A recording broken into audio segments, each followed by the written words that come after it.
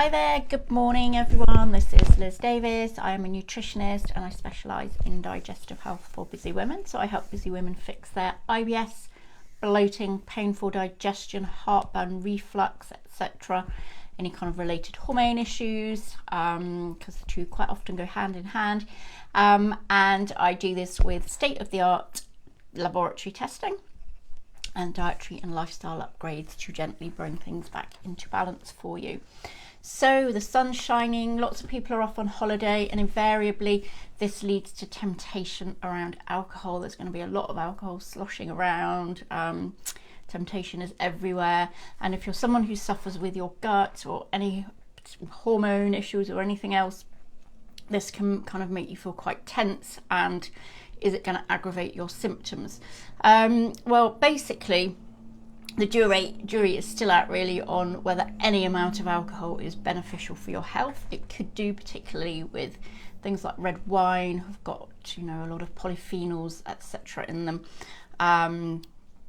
So they could kind of confer a few health benefits, but definitely excessive drinking is going to be super bad for you and not help your gut health at all.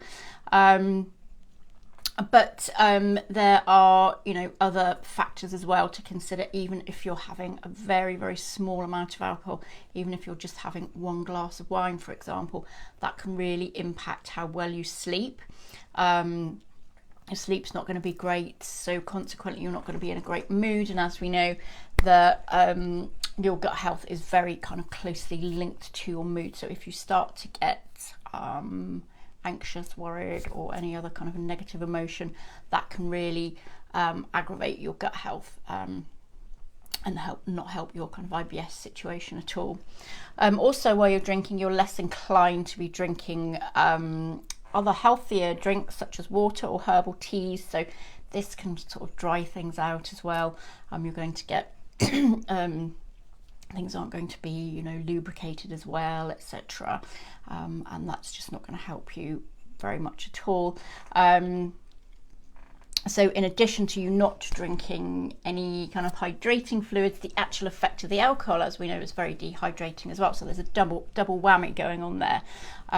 So the kind of additive, and you probably have salty snacks as well, like crisps and what have you, can all be very dehydrating when you add all that together, which is just not going to be super good for your gut health at all. You're probably not going to want to exercise much the following day because of all this tiredness, and that's not going to help your gut health. So once you add all this together, it's just not a great picture really for any kind of IBS situation. So in addition to all of that, the alcohol itself does directly damage the tissues in your gut. It's just, it's very kind of toxic to your gut really, and certainly excessive drinking is going to be very damaging to your gut lining, etc. It's also going to make you feel very gassy, bloated, and feel quite full as well. So all in all, not looking so great. Heavy drinking is also going to line you up for situations like pancreatitis or stomach ulcers, but that's not really what we're talking about here. We're talking more about just kind of moderate, low-level drinking, which is in the kind of healthy range. So also what you might find is that even having, say, 1 glass of wine, 2 glasses of wine is going to potentially cause diarrhea, which again, if you're already suffering on that front, is going to aggravate things for you as well.